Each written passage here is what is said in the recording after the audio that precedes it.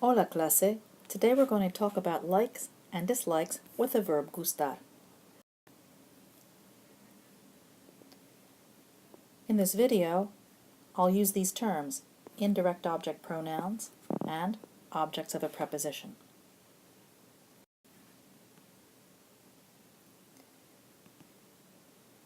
Now a lot of students tell me when we're working, like, profesora, these sentences are backwards. Sentences with gustar do seem backwards to us. A lot of books tell us that gustar means to like. It actually means to please or to be pleasing to. So when you use gustar, or whether you use like in English, what it really means is that me plus chocolate equals happy face. But in English, I have to like the chocolate. In Spanish, it's different. In Spanish, I sit back, I put up my feet on the couch, I get comfy, and I wait for chocolate to please me. And believe me, that it does. Usually when we're working with conjugation or a verb, we start out with something that looks like this. And I write something up here for you. Pardon my handwriting, I lost my stylus, so I'm writing with my finger today. But I'm not going to put anything in here, and I'm not going to put anything in here. When you use gustar, really, you're just going to use gusta, and you're going to use gustan. And you're not going to use any of this either.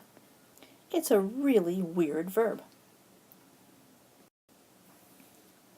Because it's a weird verb and it means to please or to be pleasing to, I'm not going to use words like I, you, he, or she. Instead, we're going to use indirect object pronouns. So the person in the sentence is not going to be someone active doing something. They're going to be on the couch, feet up, waiting for something to make them happy. So these are the words we'll use. Me, which means to me, it's pleasing to me. Te, to you if we're being informal. Le, for to him, to her, or to you when we're being usted, like and formal. Nos, something that's pleasing to us. Os, something that's pleasing to you all, for people who are using the vosotros form, like in Spain. And les, which means to them or to y'all. If you need the word no, it goes in front of these little guys that are called, again, indirect object pronouns. Let's take what we learned from the previous screen, the no and the indirect object pronouns, and add the verb. We'll have either gusta or gustan. Now, I wrote them like this, but it's not because these guys go together and these guys go together. Remember that these sentences are backwards, profesora. This is actually your subject. So, pizza pleases me. Me gusta la pizza. Los perros. What if I love dogs? Okay. Would I pick for los perros gusta or gustan? Gustan. Okay. Me gustan los perros. Me gustan los perros. If I don't like dogs, I'll go like this. No me gustan los perros. What if we all like Shakira? Nos gusta Shakira, which really means to us is pleasing Shakira, and this is why we don't do word-to-word translations, because we would sound pretty silly.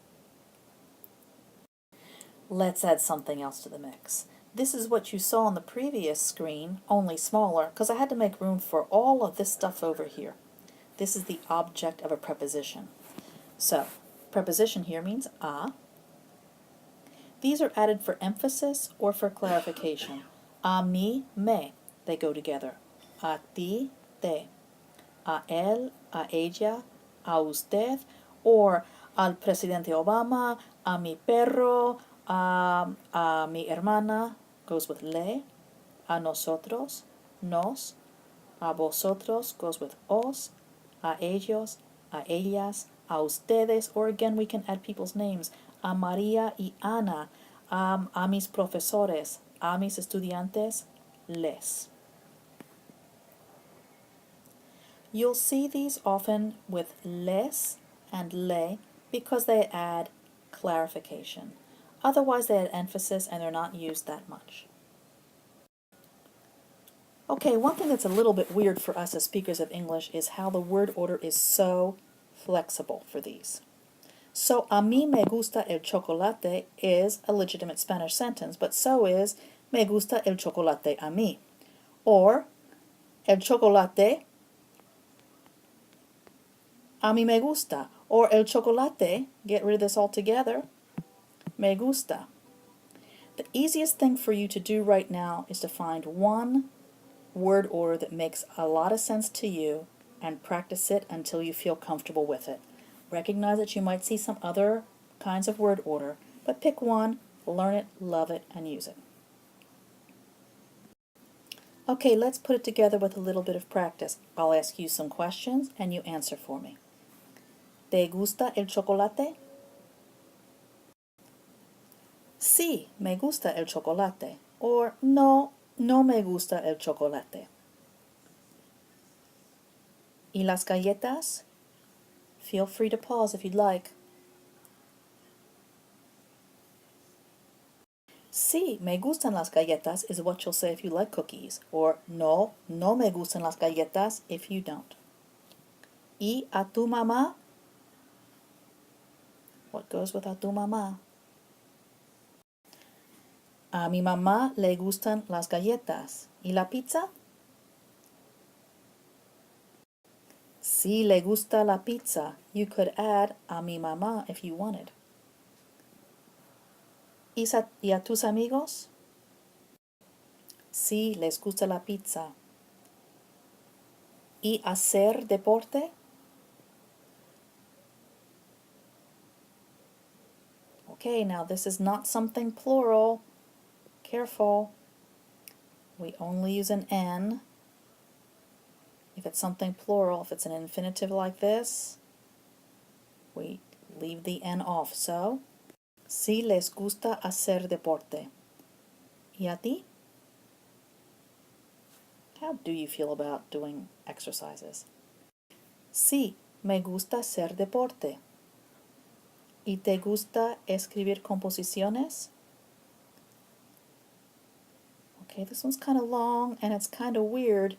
It's singular at the front because it's a verb, but it's plural at the end. So which one would we go with? Go with the first one. It's the infinitive. So if it's singular, do you put the N on the verb or not? Not. Sí, me gusta escribir composiciones. ¿Y a tus compañeros de clase? Sí, les gusta escribir composiciones. We'll practice more in class, but for now let's recap what we've learned. The verb gustar really means to please or to be pleasing. We use it with indirect object pronouns. Me, te, le, nos, os, and les.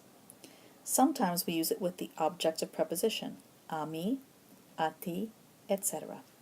We mostly use it with a él and a ellos. And sometimes it feels backwards to us. Remember that I don't like chocolate. Chocolate makes me happy. Es todo por hoy. Adiós.